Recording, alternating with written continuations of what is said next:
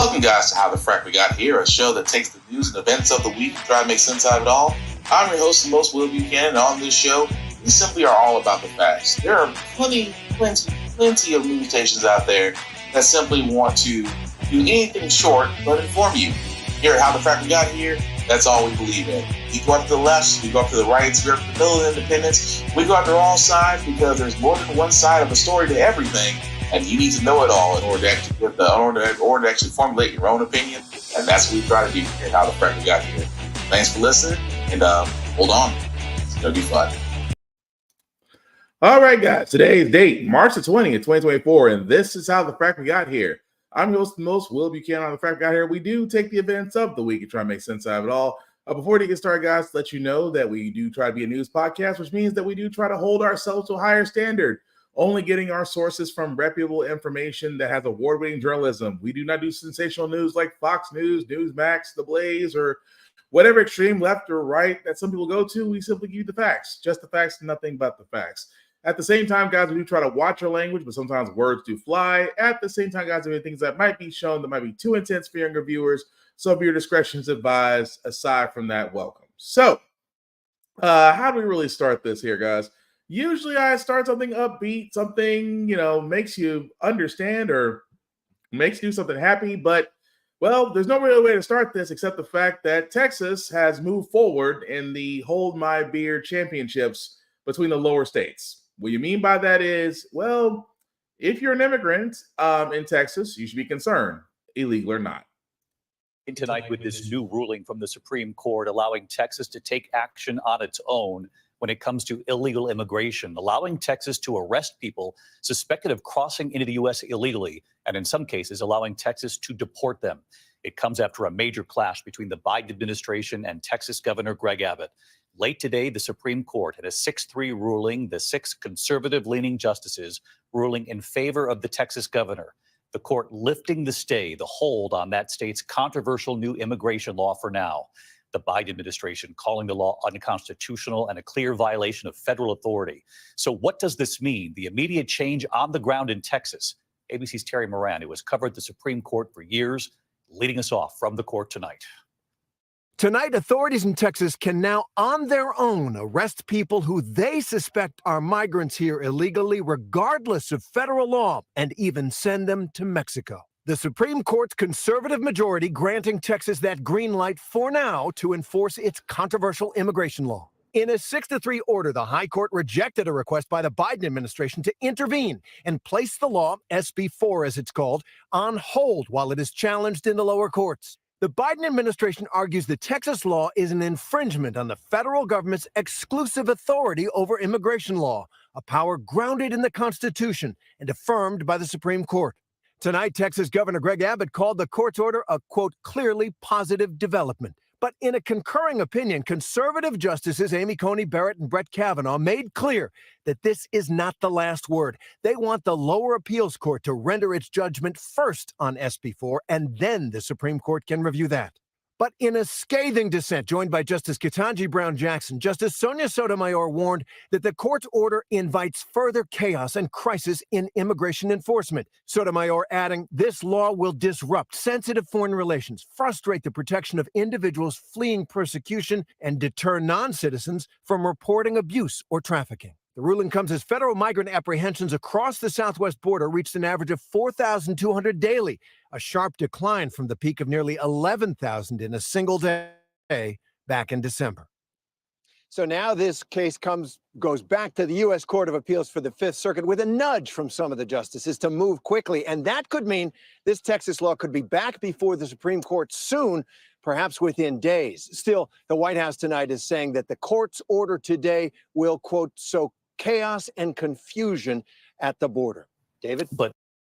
So again, you know what Texas is doing right now? And I hate to be this guy, but Texas is pretty much, Texas law enforcement is pretty much being the Gestapo right now. Papers, please. Papers, please. That's what they're doing. And because the law known as SB 4 is a scary thing, because basically what law enforcement is allowed to do, that if they suspect said person is illegal immigrant, they can stop and frisk, arrest, and deport them. And here's the problem with this. Local law enforcement in Texas should not have this ability.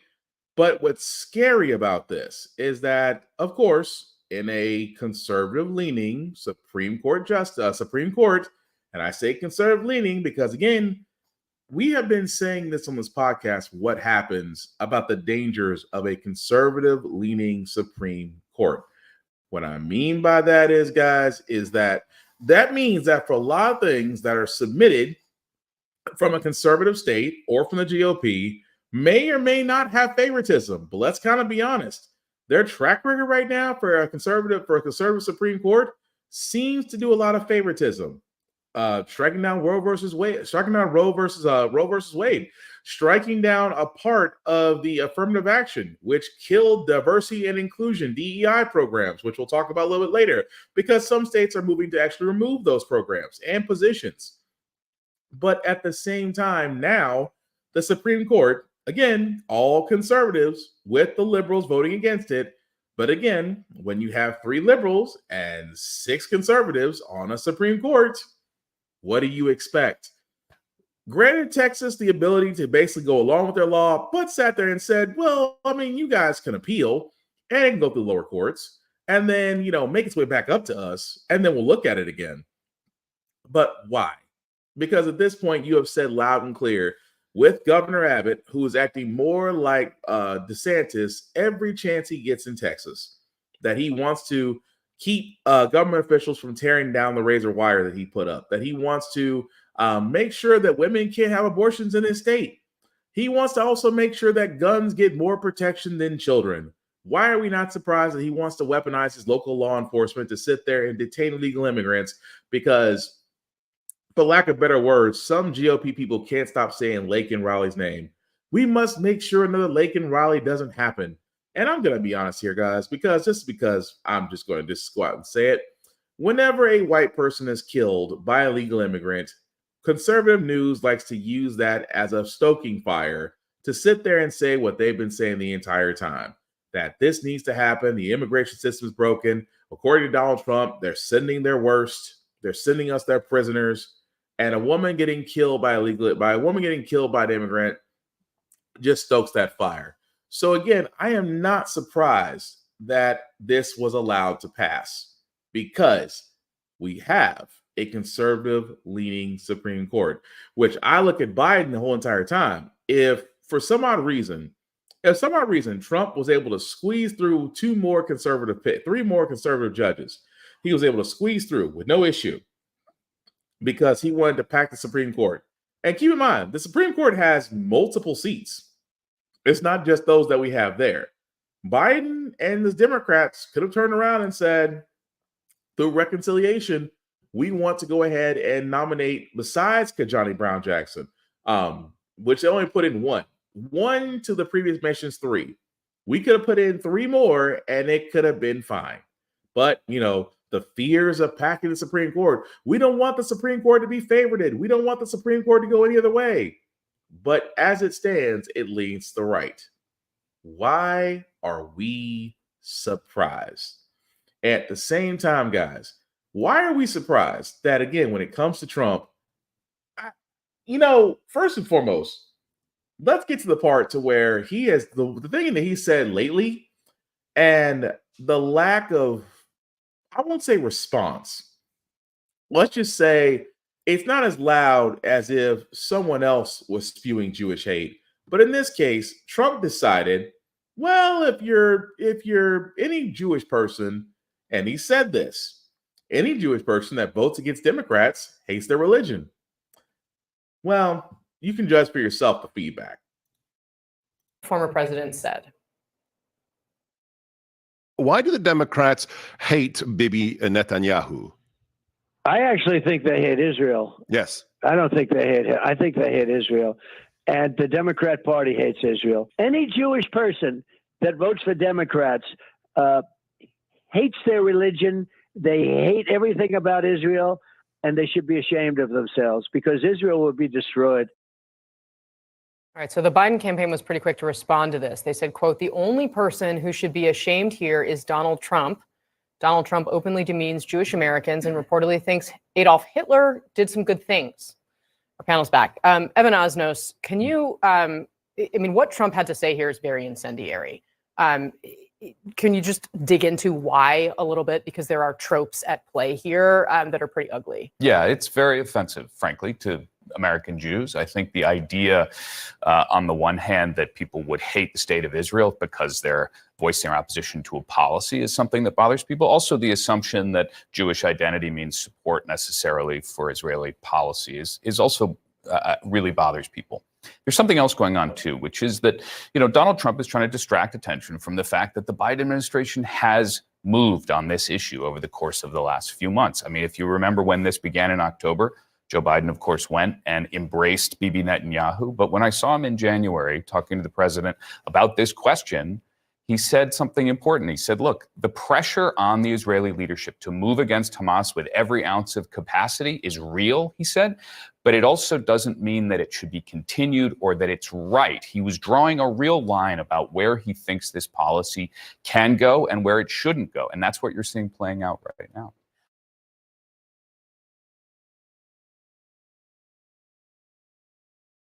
The Republican governor of South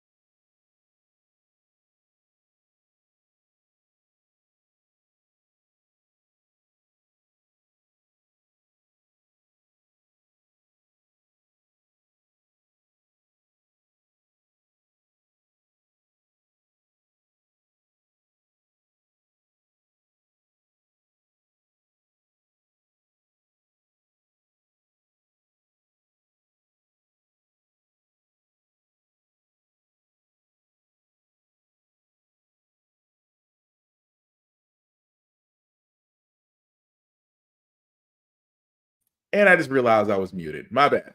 My bad, guys. I just realized I was muted. So what I was saying was, it's amazing that Trump can sit there and say something so heinous, but where's the after effect? Where is the where is the anti-Semitic? We can't be anti-Semitic. We should be protecting.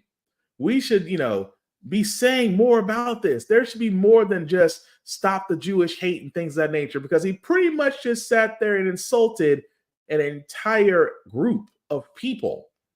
But the noise response isn't what it used to be. And I'm going to be honest, is it because we're so used to what Trump says, that we're so used to things that he's saying crazy, that we're used to saying, we're from a guy we sat there and said, a guy who sits there and says, well, grab him by the hootie hoo. Or I moved on her like a bee in heat. Or, I can practically do whatever I want and people will still cheer for me. It is amazing that when you really think about it, that how scary those last two statements I made are true. And the fact that, yes, there probably will be an answer to it, but it's not as loud as if someone else said it. So have we really gotten so desensitized to Trump saying outlandish things? Because as I've said this before, it is amazing that, in Trump's case, Trump is every white man's fantasy, which means he can say at this point and do at this point anything he wants without consequence. Well, to a certain extent. But he has said things. He has pointed out individuals. I mean, even his own political rivals during his campaign for the nomination for the Republican presidential race. He's insulted everybody, and yet no recourse. And so I have to ask this question, even when you're looking at the fact of where it is now, that he insulted the Jewish people. Why isn't the recourse not as loud as if someone else that wasn't Trump that said it? But enough of the bad news. Let's get to some good news that, the clock is ticking on Trump, and in a good way. Or what comes next in this process? So now it is before the appeals court. There's been briefing on this. It's up to this New York State appeals court to decide whether to allow Trump to move forward with the appeal and stop the attorney general's office from seizing properties to give them this time to have the court case play out. If the court says that Trump does not get this stay, Trump's side is asking them to allow them to put their ruling on hold so they can appeal to the highest appeals court in New York State. Those will be decisions for the New York appeals court to decide. And of course, the New York Attorney General's office has opposed this. They want the appeals court to allow them to enforce the injunction now if Trump cannot post that bond. Well, ooh. Oh, yes. Trump's having a problem with money. I know. Shocker. What I mean by that, guys, is this is going back from the case that New York AG Letitia James is waiting for, because Trump doesn't have a lot of time left. For all those that don't remember, Trump lost his case against the AG because he might have slightly lied about his real estate holdings and things of that nature, maybe cooked the books a little bit, found guilty, and was handed a $400 million plus judgment. Now, 464 million, if you were to be honest about it. But here's the thing. Of course, Trump, in complete litigation detail, wants to turn around and appeal it. The judge says, cool. If you want to appeal it, you're going to have to put up a $464 million bond, the actual judgment summary of the case. Trump's having a problem because, well, his people can't find a way to find someone who will underwrite the bond. And for everybody else, I mean, for a guy who, again, says he has all this money, I have plenty of money, but I just choose not to do it. So it's like, so let me get this straight. So you have all this money, but can't make the bond. And for all those that are not paying attention, Trump is running on limited time. What I mean by that is within the next 14 days or less, if Trump himself within 14 days or less cannot make the bond for $464 million, well, let's just say Letitia James and company has sat there and said what we all hope she will say. We will start seizing his assets. What assets does Trump have, however? I mean, he has a penthouse. He has Trump Tower. He has Mar-a-Lago. He has other land and other areas he can get. But nothing is more satisfying than a con man watching everything that he has built, albeit through ill-gotten gains, be taken away from him. Only because he can't make payments. Oh, the dripping irony of it all. So we're actually on watch for that. We really are. We're trying to see whether or not Trump will make the bond. Again, $464 million. No bond person, no underwriter has touched it. I can only imagine that he's reaching out to, everybody. But, he can't reach out to Russia because that's fairly obvious. That well done one dry because he's a compromised president. So we will see within the next 14 days whether or not Trump can come up with it. If he can't come up with it, then hey, it goes to an appeals court. However, it doesn't look good. At the same time, you can only imagine the spectacle of watching Mar-a-Lago, Trump Tower, and all of his other holdings be repossessed by New York. I'm just saying it'd be primetime television. That's all I'm saying. But moving right along, guys, I wanted to cover this as well because we are seeing finally one of Trump's people go to court. And all I can sit there and say to Mr. Peter Navarro, who decided to hold a press conference before serving his term in prison, don't drop the soap. One of Donald Trump's former aides, Peter Navarro, now in prison tonight, despite his appeal all the way to the Supreme Court. Here's Jonathan Karl. Tonight, former White House advisor Peter Navarro became the first senior Trump administration official to go to prison. You got to stop meeting like this. Convicted of contempt of Congress for refusing to cooperate with the January 6th committee. This is the partisan weaponization of our judicial system. He'll be spending up to 4 months in a low-security prison in Florida, where most of the inmates are elderly men convicted of white-collar crimes. He'll be required to do a job of some sort, likely low-level maintenance. I think it's a shame. I think it's a disgrace. It's a disgrace to our nation what they did to him. This comes as Trump is calling for the prosecution of his political enemies, including former Congresswoman Liz Cheney, who led the January 6th committee. He says Cheney, quote, should go to jail. Please rise for the horribly and unfairly treated January 6th hostages. And at Trump rallies, he stands to salute the national anthem sung by inmates in prison for what they did on January 6th. Trump calls those people who attacked the Capitol patriots, suggesting he'll pardon them on his first day in office. Over the past couple of years, many Republican leaders have sought to minimize or even forget about what happened on January 6th, but not Donald Trump. As he embraces those who attacked the Capitol, he is increasingly putting January 6th at the center of his 2024 campaign. Because that's what a cult leader does. It's what a cult leader does. He's going to make sure that, hey, you're going to vote for me because I'm going to stand with these so-called patriots, or as I like to call them, terrorists. But yes, Peter Navarro going to prison for 4 months at low security, might as well be club fed. But again, it's interesting that we finally, you're seeing all these people that are part of the former Trump organization either going to jail, indicted, or being fined or turning state's evidence. But it's funny that he's going to turn around and say, well, this is a sham, this is a farce. And Miss Cheney herself, dripping with irony, is one of the reasons why he's going. While Trump is sitting there saying this is a witch hunt, the classics, this is a witch hunt. They're only coming after me because I'm winning. They're only coming after me because they know I can be president again if I want to. And yet he's embracing the terrorists on January 6th. Even more so, saluting to a sung chorus of the Star Spangled Banner by them. And it's amazing that people are like, well, he's embracing them. I said, yes, every cult leader embraces his flock. Every cult leader is sitting there saying, you know what? We can go with this. We can get behind this guy. And that's what they did. And as messed up as it is, this is the reason why I keep saying the entire time why you should be worried. Because as funny as it is, there are more people out there who are not in jail, who swear up and down Trump should be president and will be voting. And unless you want a repeat of 2016 again, all I got to say is I hope you guys will not sit this one out. Because as you can see, Trump is steady more dodging lawsuits. He actually may or may not make his deadline to pay for the bond.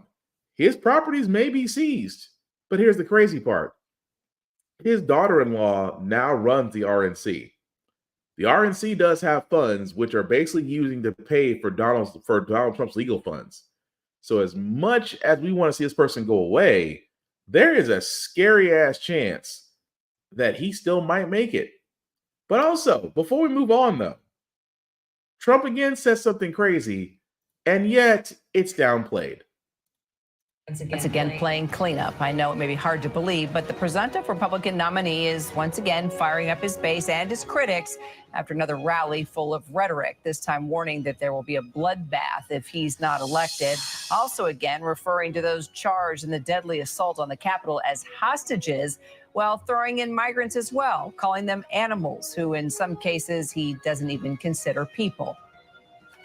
In some cases, they're not people, in my opinion, but I'm not allowed to say that because the radical left says that's a terrible thing to say. These are animals, okay? And we have to stop it. We can't have another Laken. We have so many people. We have so many people being hurt so badly and being killed. They're sending their prisoners to see us. Don't be surprised when bad things happen, because bad things will happen. And we're going to get them out fast. We're going to have the largest deportation effort in history. Let's bring in our Deputy Political Director, Avery Harper, for more. So Trump has used this kind of ugly language before, Avery, and we know immigration is a top issue among the GOP. Is that who this message is for? Right. So we do know that former President Trump is repeatedly used anti-immigrant rhetoric. It is a recurring theme at many of his rallies. And yes, when we look at exit polls from the primaries that have already happened, oftentimes we see that Republicans rank immigration as the top issue of concern as they cast their ballots. But when we see a more broader group of Americans polled in our latest ABC News Ipsos poll, what we found is that Americans actually give former President Trump higher favorability numbers in comparison to Biden when it comes to who they believe would do a better job at handling the border situation. And it's only March, Avery, as we were all saying around here. There's a lot more to go. While we have you.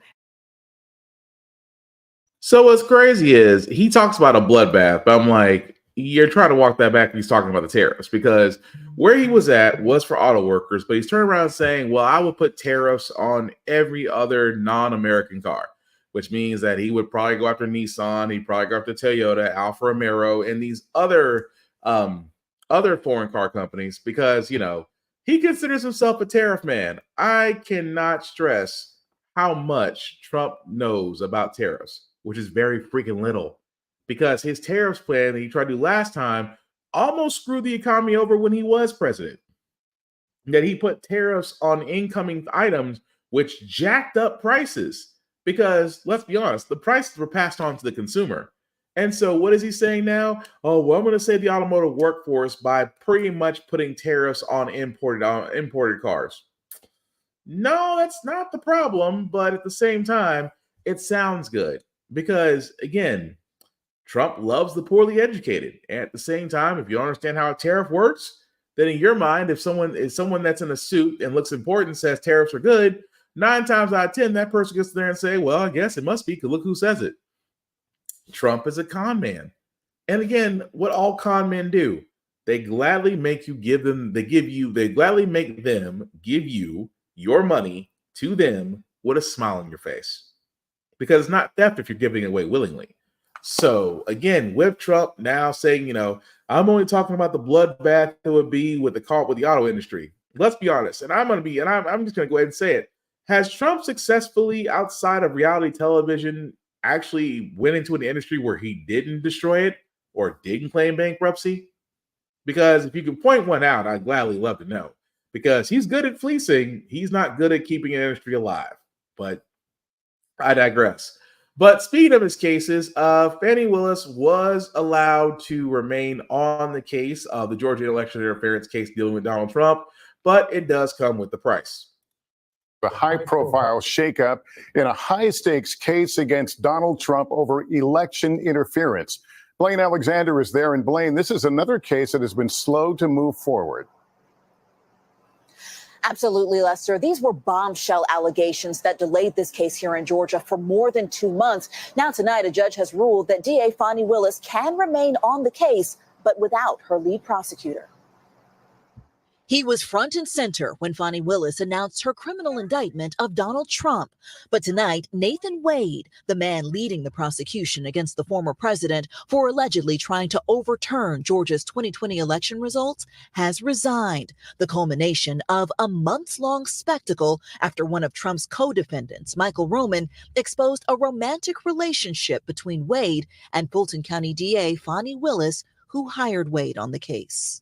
Roman accused Willis of financially benefiting from her relationship with Wade after the two went on vacations together while working the case. In a ruling today, Judge Scott McAfee said while he did not find an actual conflict of interest in the case, he did find a significant appearance of impropriety that infects the current structure of the prosecution team and gave Willis an ultimatum. Either she and her office leave the case or Wade. In a letter, Wade writes today he's resigning to move this case forward as quickly as possible. For Willis, today's ruling is a legal victory, but a professional blow following this stunning 2-hour testimony. It is a lie. It is a lie. Judge Scott McAfee scolding what he called her unprofessional manner on the stand. And while not dismissing the case outright, as the defense had asked, McAfee takes Willis to task over, quote, this tremendous lapse in judgment. Tonight, Trump's attorney, Steve Sadow, says he will use all legal options available as we continue to fight to end this case. Also tonight, Trump's former vice. So let's stop right there for a second, because yes, we already know Mike Pence, America's creepiest Christian, is not going to endorse Trump. That's really old news. What's crazy about this is that for all those that don't remember, because it was on television, that Fulton County DA Fani Willis basically from the witness stand, for lack of better words, whooped the prosecutor's ass when she was testifying, which is the only reason why the prosecution only asked for her to testify one time. After that, they had nothing. Keep in mind, Fani Willis and the prosecutor Nathan Wade did have a relationship. Yes, she did pay him out of his own pocket. Yes. Does this seem a conflict of interest, or was Nathan Wade being paid more for his services at the behest of the state? Here's the problem, and I say this wholeheartedly. The prosecution couldn't prove beyond a shadow of a doubt whether Nathan Wade was actually getting paid at the behest of the state more for his services, nor could they also prove that Fani Willis did anything outside of the realm of her office as a district attorney that may have tainted the case. As far as I'm concerned, the case should have been dismissed. But the judge, which again, I'm going to be honest with you, judge seemed like kind of a dick. He sat there and said, well, this was a tremendous lapse in judgment. Even though I can't prove it, even though the prosecution failed to prove their case, even though you can still remain on the case, but I guess I have to be like the adult between two children and say that you guys need to come to a compromise. Whereas either both of you resign or your prosecutor / lover resigns. And I'm sorry, that's kind of bullshit, because the whole case, and again, I'm going to point this out, the whole entire case about Fani Willis was that the fact of the matter is that Trump is getting nailed by people of color, but they're doing it within the realms of the law. Letitia James, nobody's going after Letitia James. No one is saying that she wasn't above board when she nailed Trump for falsifying his property holdings, things of that nature, and now it's holding a $464 million bond over his head while she's awaiting to seize his assets. Nobody's going after her. Nobody is talking about the FBI, who is still investigating Trump, who is holding on to documents and may have compromised national security by letting folks without clearance see those things. Nobody's talking about them. No, but we're going to talk about Fani Willis. Why? Because it took someone to be a whistleblower to sit there and say, hey, the DA and the special prosecutor may have something going on. Really? Does that taint the evidence toward Trump? Well, no. Was the evidence gathered in a manner that was above board and above reproach? Well, yes. So what's the problem? Well, they had an improper relationship, and he might be getting paid on the table. The prosecution failed to actually prove that. But the judge, again, had to do this splitting the baby thing. It's like, well, both of you can't be on this case. It's either both of you or one of you. And of course, Mr. Wade did resign from the case, which again, I don't understand, because if the evidence against Trump is valid and not tainted, then what is the problem? That's all I'm going to say. What is the problem? Outside the fact that this may be another case where Trump may get nailed for election interference. That is a federal crime. And if he's convicted of that, well, then he can't run for president. But let's be honest, with the Supreme Court conservative leading and the fact that they went ahead and reversed certain states that removed him from ballots, I'm just saying, as I said before, guys, the GOP is doing everything they can to hold power, even if it is through Trump. But I digress. But moving right along, I did want to cover the story as well, guys, because DEI, diversity and inclusion programs, I cannot stress, ever since 4 Asian students decided to sue because they decided to sue Harvard and claim discrimination to the point where the Supreme Court dismantled affirmative action for college entrances. They didn't dismantle the whole thing, just for college entrance for that. For 4 Asian students that swore up and down that the Ivy League school was basically being discriminatory against them. Whereas people of color have always said, first time. Anyway, that actual domino, which a lot of people don't understand, that little caveat that was removed set up companies to look at their diversity exclusivity roles. I'm talking about folks that were brought in to show that companies aren't racist or discriminatory or anything of that nature. And if they did, they would get sued for it, and of course would lose in court. The fact that piece of the law was struck down, companies have sat there and said, oh, we don't need these diversity roles anymore. Matter of fact, there was actually 3 companies that removed their diversity roles from their payrolls almost immediately. But why are we talking about that, Will? Well, we're talking about that because Alabama will do the same thing, except they, thanks to Governor Kay Ivey, has now signed into law that prohibits diversity, equity, and inclusion at public schools and universities, which basically means any DEI programs, roles, or things of that nature are no longer allowed at public schools and universities, which means the funding and things of that nature are going somewhere else. And that is crazy because we need to have those programs. The same reason why we have affirmative action. We cannot depend on companies to rightfully hire people without making sure there's a rule in place. That's the reason why affirmative action was in the first place. Because again, if you were not of the favorite, which I mean, if you're not a straight white male, it was hard for you to get a job. If you were a woman, it is twice as hard for you to get a job. If you're a person of color, I can keep going down the line. If you're not anything but white and a male, it was harder for you to get a job. Affirmative action made to the point to where you had to hire diversity roles. Because again, you're forcing companies to do something that should have been freaking obvious from Jump Street. That also being said, you also had roles and programs to show that to include cultural sensitivity, to include other cultures into society. You had to the point to where we had to show that, yes, we are a melting pot of different cultures and ethnic groups, things of that nature. But when you have what Alabama does, what Alabama has already done, and that's a scary start. I know Alabama is a southern state. Don't get me wrong, I am a Roll Tide fan.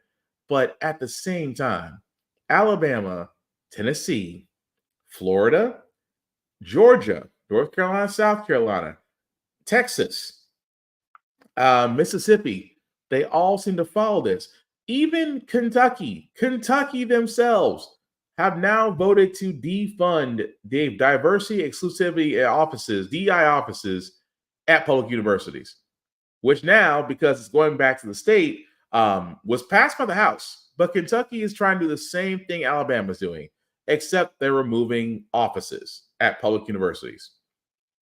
And again, this is an attack on diversity. And it shouldn't be. We should be actually expanding on DEI roles.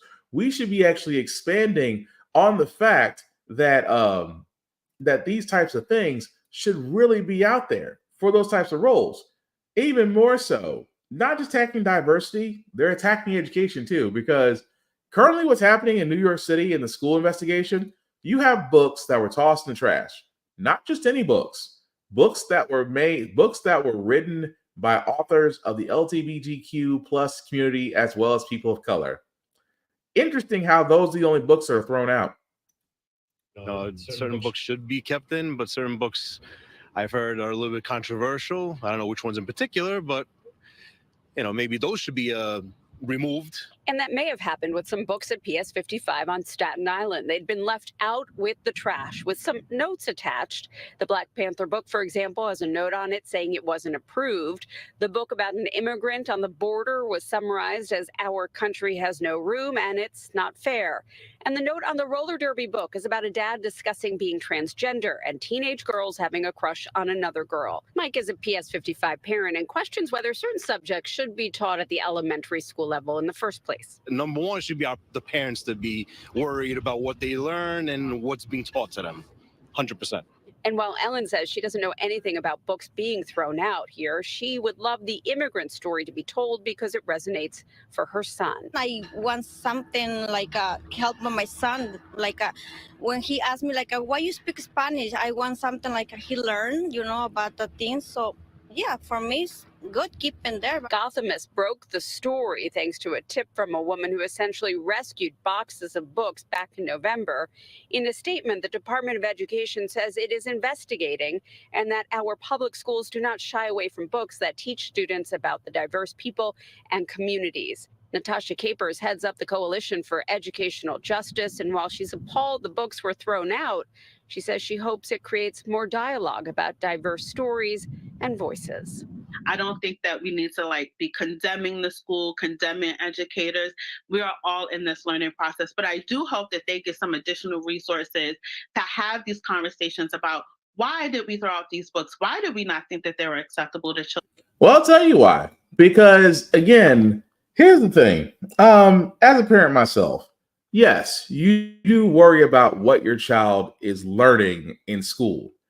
However, and I stress this very heavily when I say however, to all parents who believe that your child should not be reading certain books, I would like to think that unless you're an educator, unless you've created curriculum, unless you have a master's in child care development, unless you've ran a school, unless you've been a principal, unless you've been a teacher, unless you've been in such an area to where you can actually say that your experiences that these books and literature did actually help or harm students. If you have none of those qualifications whatsoever, please have a seat and shut up, because there are going to be certain things that students are going to have to learn, like apparently To Kill a Mockingbird. To Kill a Mockingbird is a book that everybody should be reading. The book's about racism. Yes, it is. The Flowers in the Attic, another book. Of Mice and Men, another book. The Grapes of Wrath, Fahrenheit 451. I can keep going down the list. The Diary of Anne Frank. Again, I can keep going about books that kids should be reading because we have to talk about it. It's amazing where they always say, well, parents should have complete control of what their kids learn. Okay, here's my thing. Yes, you should have complete control of what your kids should learn. That being said, homeschool is available, but you don't get the ability to go into a school library or a state library and throw out books, because it's almost as if you don't want the kids to learn beyond your rigid bubble, if you will. Because for me, I want my kids to read authors from different ethnic groups. I want my kids to read authors from LGBTQ plus groups. I want my kids to read books, authors who are people of color, especially those that look like them. Representation matters. But it is amazing to me that when you have parents who are saying, well, I think I should have a say in what my kid learns. Are you going to develop the curriculum? Some of y'all don't even help with homework. Some of y'all don't even pay attention to what a kid does outside of report cards. But now all of a sudden you're worried because you swear up and down your kid in third grade is reading 50 Shades of Grey. Really? You're worried that, Twilight is a thing? Harry Potter? Oh, well, you're not going to teach my kid witchcraft. It's fiction. I assume the same people that are talking about the fact of we should have the ultimate say where our kids learn are probably the same people that got mad when they made The Little Mermaid black. Which amazes to me that, this could be the same group. But you know what I always found so funny? That the same parents who will sit there and say, we should have a say over what our kids learn, are probably the same parents who are over these next kids in the next story. And I'm going to go ahead and give you a trigger warning. It's very detailed. Middle school students have been charged in a racial online bullying incident in Massachusetts. The students from Southwick Regional School allegedly held, get this, an online mock slave auction where white students could bid on their black classmates. According to the DA, the students participated in hateful, racist conduct on social media platform Snapchat. Several of those students were suspended, including 2 for 25 days, 1 for 45 days, while 6 of the students were charged with threats to commit a crime. Now, CNN reached out to the Southwick Regional School and Southwick Toland Granville School District for statements, but we have not heard back yet. But joining me now is the mother of one of the victims, Allison Lopez. I just cannot believe that your daughter has had to experience this. I mean, it's horrifying. It's shocking for many reasons. Can you explain, Allison, exactly what she has gone through now? She has gone through a different level of trauma, right? When this incident first occurred, I watched her immediately go into a trauma response. And today she still has that same state of mind. It's hard for her every day. Some days could be a little bit better, depending on if she has a friend in her class to really associate herself with. But for the most part, it's a hard thing for her. She's still struggling. That's heartbreaking to think of what that experience is like, to know that she's got to see if she's got a safe space per classroom to know how her day is going to go. How did she even learn? How did you learn about this auction? I received a phone call from the school a couple hours after she entered the school. She woke up the morning of February 9th, the day after the chat happened, and she woke up really hysterical, crying, in this trauma-like behavior, and I couldn't understand what was going on. At that point, she did not have the full in depth of what happened until she got to school, when one of her friends told her what they heard about it. And at that point, she quickly went to the assistant principal office and shared what she was told, and that's when they started looking into the matter, and I got a phone call telling me that it was an incident. Crazy, isn't it? It's the same parents, mind you, who will sit there and say, we shall have a say. I guarantee it. I'm not saying there's a relation, but I can't help but wonder. The same parents who will sit there and say, we shall have a say in what our kids learn. Yet 6 middle school students have decided they're going to do a slave auction on Snapchat over their black classmates. And yet it always comes back to the parents. Always. Because where else would they have learned this? Like I said, ignorance isn't hereditary, it's learned. So they've learned it from somewhere. And even more so, what other excuse? Because you can't sit there and say, oh, they're just kids. No. Because where would middle school students get the idea of holding a slave auction and think it's fine? See, that's the part right there that has always bothered me, that they think it's okay to do things that should come with harsher penalties, that should come with a lesson. And that right there is a lesson that should have been learned. But it is an ongoing story. Yes, the kids could get suspended, but again, what's going to happen more with the parents? Because I think a lot more needs to be done. Not just punishment, but education. I think those kids need to have an education, one that they will never forget. But we'll follow that story as it comes along. The other story that we got, guys, is the Goon Squad. The Goon Squad themselves, if you don't remember them, were a police unit that decided to, in Mississippi, detain 2 black men, detain them, beat them, even do sexual acts to them. They were just sentenced as of yesterday. Well, at least 2 of them. That chilling case that made national headlines, a horrific racial attack in Mississippi. Tonight, 2 former deputies sentenced, part of a group of white officers accused of torturing 2 black men, shooting one of them and beating them. Tonight, one of those officers getting 20 years in prison. Today, the judge calling the crimes, quote, egregious and despicable. Here's ABC's Faith Abube. Tonight, 2 former Mississippi Sheriff's deputies sentenced for their role in the brutal and racially motivated torture of 2 black men. Deputy Hunter Elward getting 20 years. Lieutenant Jeffrey Middleton sentenced to 17.5 years. They are 2 of 6 officers who have pleaded guilty to federal felony charges. According to court documents, the officers part of a group nicknamed the Goon Squad because of their willingness to use excessive force and not report it. This Goon Squad has been operating without supervision. In January of last year, the Goon Squad bursting into this home without a warrant after a white neighbor reported several black males for suspicious behavior. Michael Jenkins and Eddie Parker placed under arrest in their own home without any evidence of a crime. Prosecutors say the officers then repeatedly tased the 2 men, calling them racial slurs, beating them, and even sexually assaulting them over the course of 90 minutes. Deputy Elward shooting Jenkins in the mouth, execution style, nearly killing him. And as he lay there bleeding, investigators say the 6 officers conspired to cover up their actions, even planting drugs and a gun. Can you imagine the abject terror those 2 victims must have felt? Today, Elward apologizing to the victims. I feel like you get exactly what you did. Eddie Parker saying he still suffers. What's done already, man, can't be erased, man, can't be taken back. I relive this every day.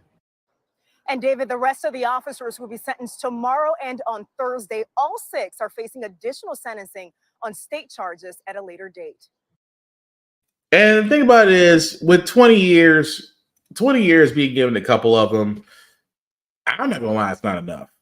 If you've been watching this podcast, guys, you know that my feeling on law enforcement, the fact that law enforcement is protected almost as high as guns in this country, and the fact that these deputies have done deplorable acts, have literally false arrested 2 men, deplorable acts, tased them, even attempted to kill one.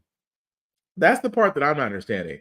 You're telling me that an officer could detain a black man, could beat him, tase him, Lord knows whatever else had happened in that house between him and them.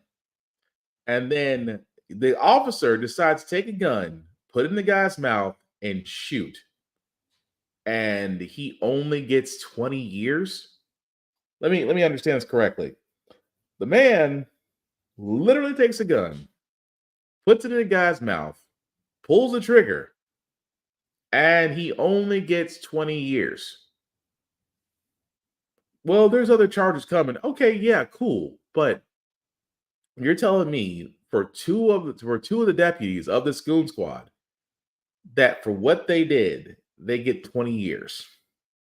You've affected 2 black men's lives to where they have to live with the trauma of what you've done to them.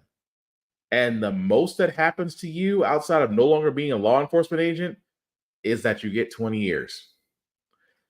I'm going to be honest with you. I got to agree with him when he said it wasn't enough. It's not enough. And it makes you wonder, will it be enough? Because again, those men didn't need to go through what happened to them. The actions of 6 officers who decided they were above the law, even more so try to cover up their actions. How are they not life in prison?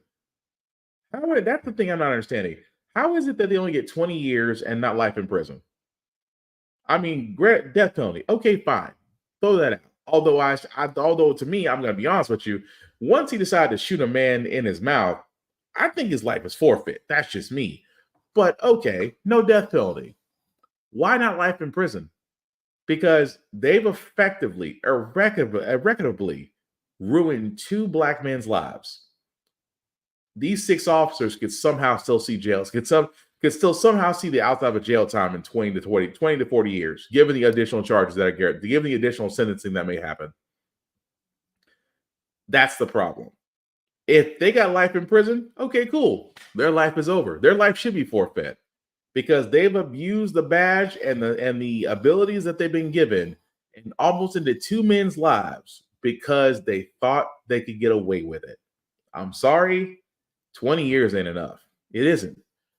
But speaking of things that are not enough, the story of CJ Rice. If you don't know this, guys, this is why I keep bringing up these stories, that whenever it comes to law enforcement, prosecution, courts, and things of that nature, there are so many people that we're finding out that were literally arrested and jailed, put behind bars for multiple years for crimes they didn't commit. And then we find out years later, only for them to be exonerated. And you know what? As many times these stories keep coming out, we're going to keep sharing them.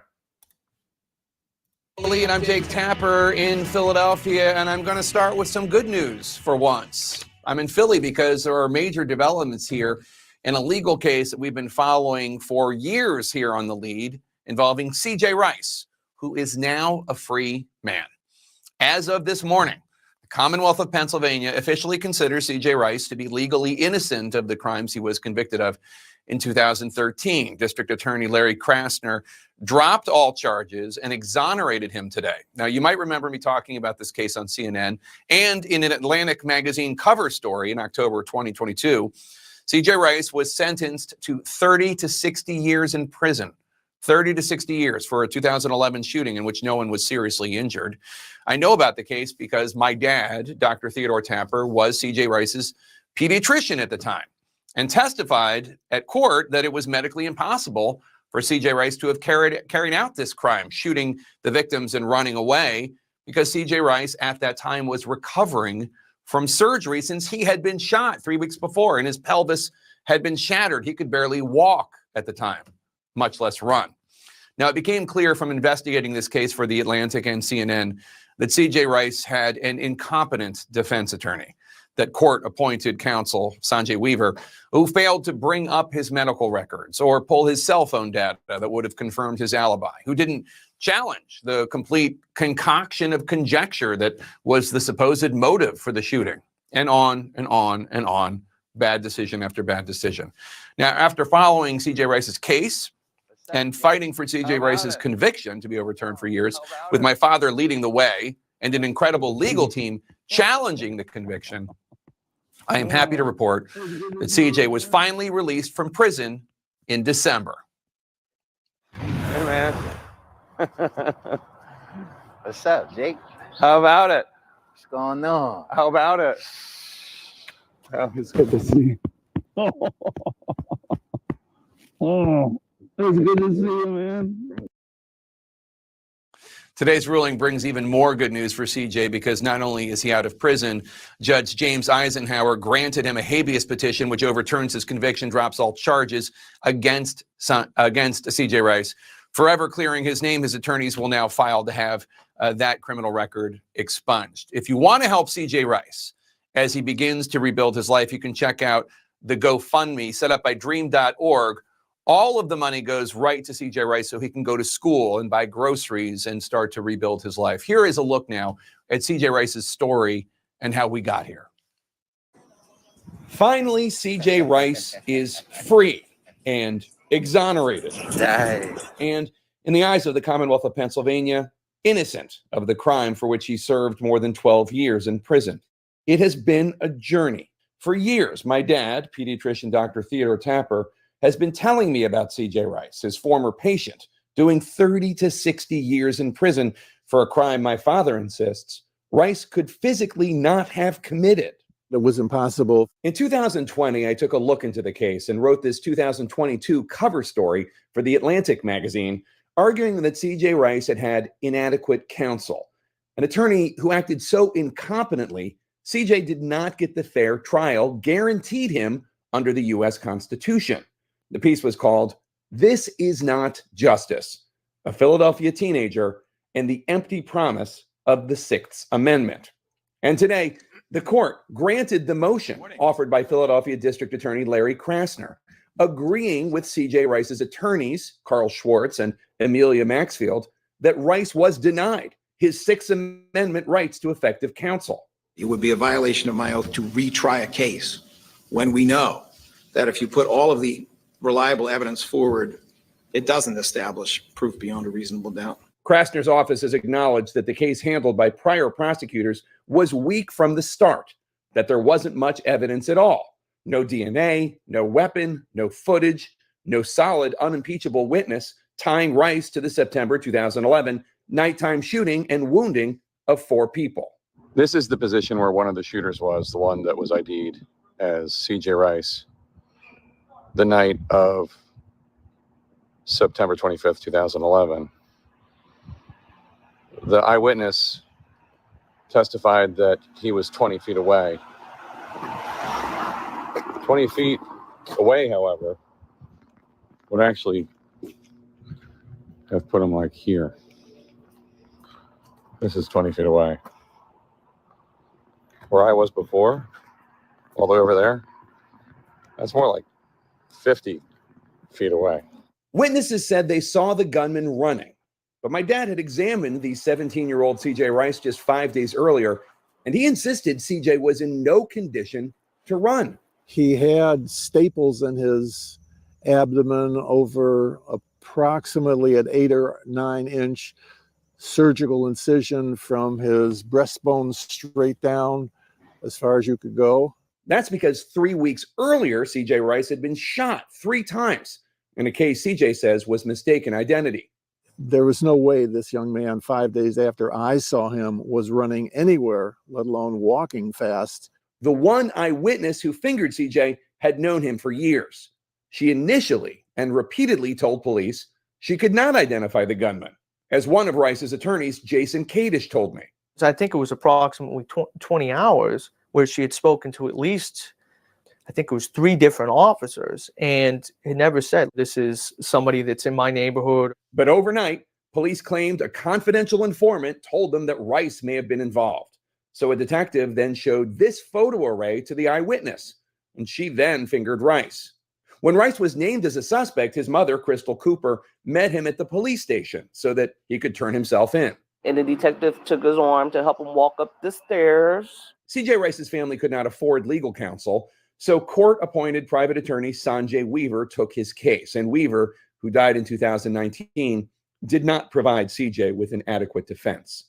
A source in the DA's office tells me that the witness's testimony would not stand up to any competent defense attorney. She stated that Mr. Rice had braids hanging down around his face with a hoodie tied up around it. When we looked at the arrest photo for Mr. Rice, he actually had cornrows. So there was no way that he would have been able to have braids hanging down the side of his face. Though, perhaps tellingly, it had been in long braids in the photo from the police lineup that the witness was shown from a previous drug charge. Another part of the DA's review that helped them arrive at this decision, CJ had told Weaver over and over to get the location data for his cell phone. It would prove that he was, at the time, in West Philadelphia, not the South Philadelphia site of the shooting. But Sanjay Weaver never got that data, nor did the police. After the trial, then CJ started telling me, oh, she should have did this. I told her to do this. She didn't listen to me. The DA's office reviewed old recorded courthouse phone conversations and heard CJ Rice begging his mom to push Sanjay Weaver, his attorney, to get those phone records to prove his alibi. If this case had occurred yesterday, it is very likely that it wouldn't be so murky, that we would have phone records that would geolocate to exactly where Mr. Rice was, or pretty close to exactly where he was. There were any number of hideous omissions in Sanjay Weaver's incompetent defense of CJ Rice. Attorney Carl Schwartz zeroed in on Weaver allowing into evidence the concocted motive that this was a retaliatory shooting for when CJ Rice was shot, though neither the DA nor the Philly police had any evidence connecting the two shootings. The case has consumed my father's life for the better part of the last decade, and though both he and CJ Rice are celebrating today, they believe that the prisons are packed with others just like him. There are probably 10 or 20 or 40,000 people who are serving time behind bars who are not guilty of the crime for which they are serving time. I sat down with CJ one-on-one a few days ago for the first time since he'd been released. We talked about what it felt like to finally be free and the letters he exchanged with my dad while he was behind bars. So it's crazy, isn't it? That imagine a crime that you didn't commit. You lost 12 years of your life only because the prosecution that you had at the time didn't do their job. And again, CJ Rice is one of many stories out there, guys, that it makes me wonder about the legal system. It makes me wonder when you have public defenders that are overstacked with cases and can't give everybody additional attention. You have prosecutors that are too willing to go for conviction rates, and you have judges that won't give it a second thought with a jury. And how many times have we sat there and seen guys like CJ Rice, who, again, if you've been watching this podcast, we've covered quite a few stories to where they're basically innocent, even though the evidence was never gathered properly.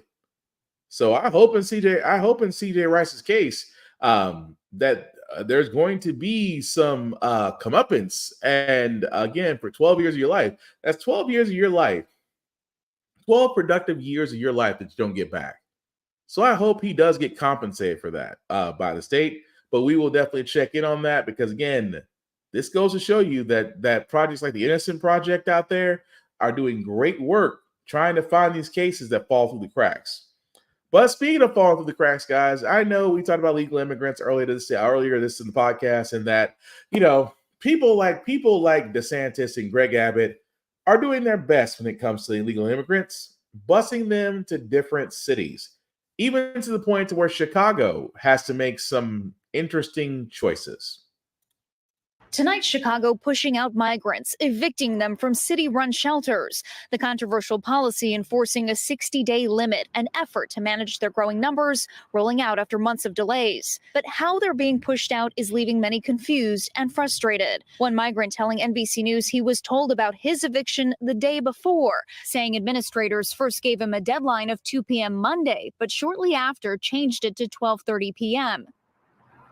Outside the shelter on Sunday, migrants waited, unsure of what's next for them. It's a lot of not good answers and people out there being left in the street. Some local officials and advocates saying it's unthinkable to push these people out in the cold and that many do not have work authorization yet because of a 150-day waiting period after applying for asylum. We think that if folks aren't able to get work authorization, they don't have rental assistance, they're most likely ending up homeless. The mayor defending the policy in a statement, saying the city has limited resources to meet the scale of arrivals and is constantly evaluating options. They can return to the landing zone and request another shelter placement. If there's a placement available, they'll be able to do that. Some may choose to move on.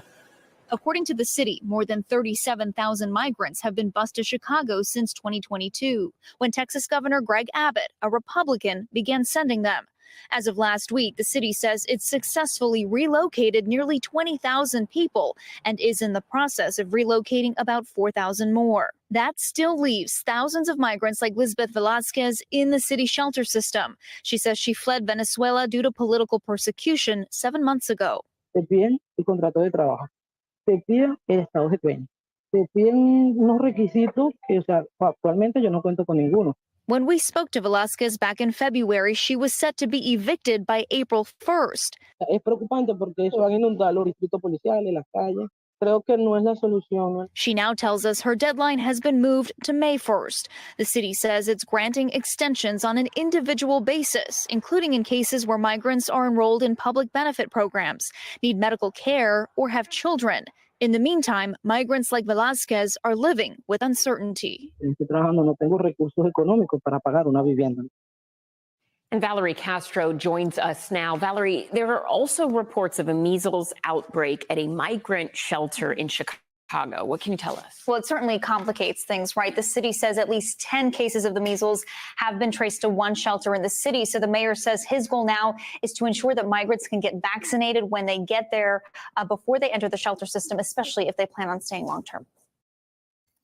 So imagine, if you will, that, of course, again, as I explained earlier, that Greg Abbott and those of that nature are out here basically making sure that, hey, we don't want you in Florida. We don't want you in Texas. We're going to send you to other sanctuary cities and sanctuary cities and states, Chicago being one of them.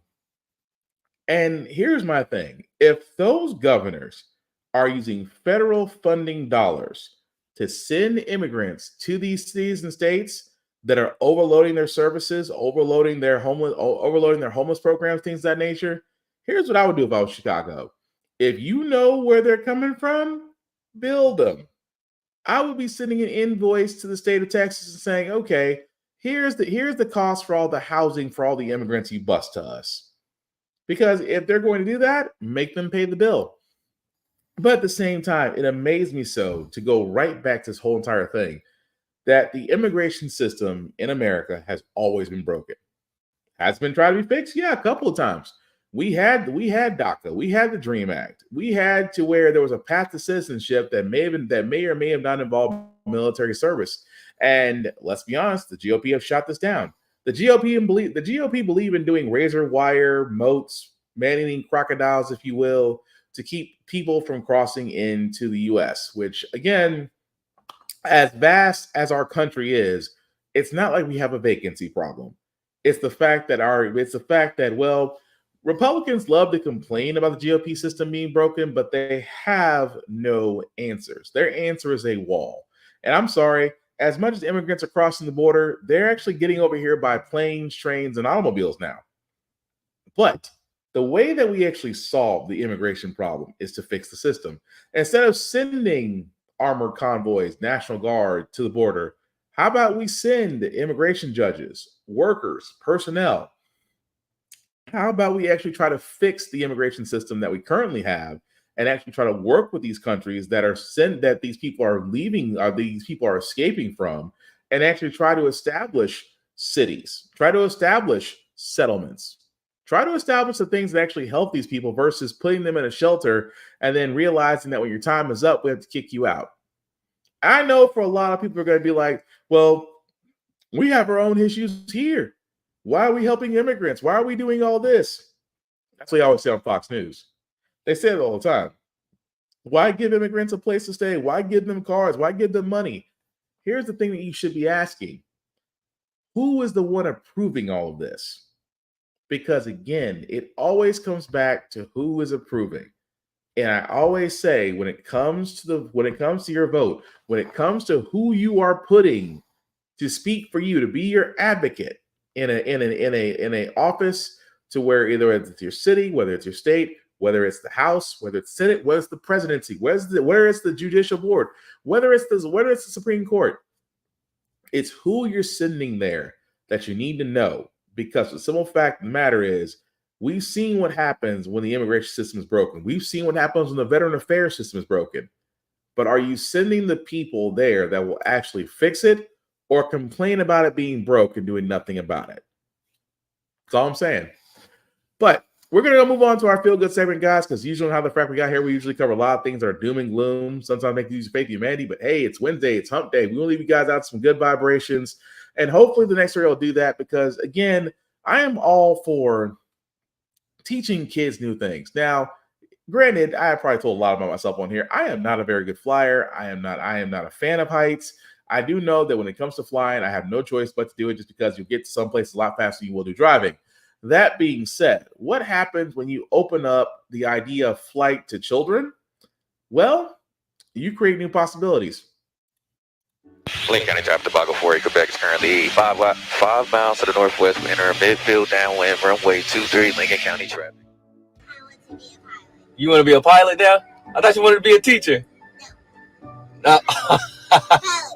All right.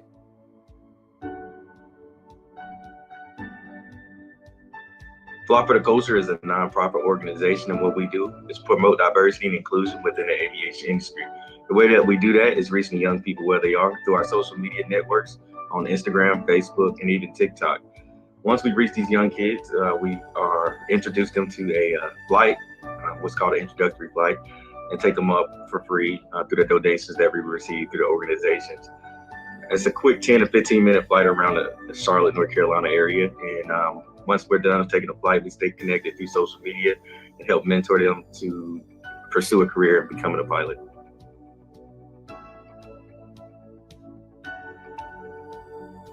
I was actually a pilot in the Navy. And while serving as a pilot in the Navy, I noticed that I was one of the 2 African Americans in the entire squadron. So I wanted to make a change. So I created this organization. I wanted to just showcase other African Americans that are pilots. So sometimes I believe with young people, you gotta see it to believe it, and being able to see someone that looks like them gives them the motivation to maybe pursue a career in aviation. So what it comes down to, guys, is that representation matters.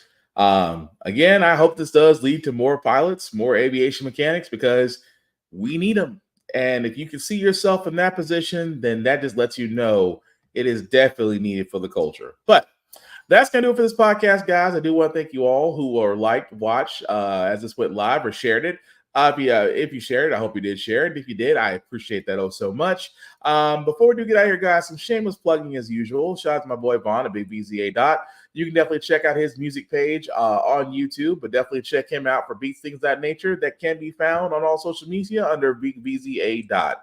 Also, definitely check out BlurStation.com, guys. I have sat there and said about this site for a long time that this is a site that should have been what Tubi is now, which is basically a site for blurs, for nerds, for people of color, for movies, for anime, for television shows. For people of color, this is definitely it. And I cannot stress to you enough that I am all about the mission about Blur Station. But If you want to check us out, definitely go to blurredstation.com. If you want to join us, go ahead to join now button. Once you do, go to the Blurred's Eye View Offending membership, guys. And as you can see there at the price of $10.99, that is the Offending membership. And from there, you can select anybody here, including myself, a Black Spartan. We would certainly appreciate that. And at $10.99 a month, guys, let me be completely honest about that. $10.99 a month is the charge for Blurred Station. Again, with a lot of content, and it's getting added by the day. Also, at the same time, the one thing I'll say about Blur Station, if you are a content provider, you can definitely also look at Blur Station. We ask that you do join first. Once you do join Blur Station, you can definitely make your pitch to the to Blur Station, and from there, hopefully you'll be on. And the beauty about Blur Station, guys, you keep your ownership of your content. The only thing they ask for is in the distribution. And again, if you haven't noticed with Tubi got really big because of Black because let's be honest, of Black content creators. At the same time, Tubi is owned by the same guy that does Fox. That's all I'm saying. Rupert Murdoch wins again. So the thing about it is, we want to own ourselves. We want to own what we create, and we want to be able to get our own dollars from it. Blur Station is it. Definitely check out blurrstation.com, guys. You will not be disappointed.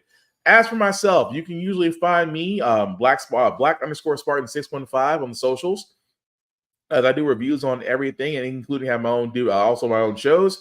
The link at the bottom, guys, will just make that a little bit bigger for you guys to see. If you'll copy and paste that link into your browser, it'll take you to my link to the YouTube and Facebook groups for all my podcasts. How the Frack We Got Here, get bit, and of course, subscribe, hit the notifications, because again, much like PBS, this does not run without you. So don't just like, although I appreciate the fact that people like, I appreciate the fact that people know about it. Again, like, share, follow, tell people about it. The mission of this show is to keep people informed, but also to encourage you to be informed. So as long as that's being done, then my job is done, and I'm very happy about it. But again, guys, the mission has always been to inform, to enrich, to encourage, because there is way too much stuff going on in the world right now to not only not be aware, but to be active. I can only say that much because even my progressive backward state of Tennessee, we always be active. No different than the state that you're living in. So please, above all else, as we are in this election season, get to know the candidates that you're voting for. Get to know their issues. Press them. At the same time, if you don't like the choices, put forward people who you know will do better. Or at the same time, you yourself can run. There's plenty of sites out there that will show you actually how to run for office in your city, in your state, if you choose to. But at the same time, I hope to inform and to act, and hopefully you guys can get to do that. The last thing I'll say about the Frack We Got Here, guys, is all about staying informed. We are not trying to reinvent the wheel. We are simply giving you all the information, allow you to make up your own mind for it. But we do provide a logical point of view that goes along with it. We do better in society once we're informed. We're progressive. We move forward. We try to right the wrongs of our past by making decisions now that we should have done back then, like electing our first Black woman to the Supreme Court, electing our first Black woman to the Federal Board of Governors, electing our first Black woman to be a national cybersecurity director. All great things. When we don't learn from history, we are doomed to repeat it. That's what we keep asking ourselves. Why does everything go up at our paycheck? Why are we electing different politicians? Still the same old game in Congress. And most importantly, how the Frack We Got Here. Again, guys, take care of yourselves and each other, and we'll all get through this. Peace.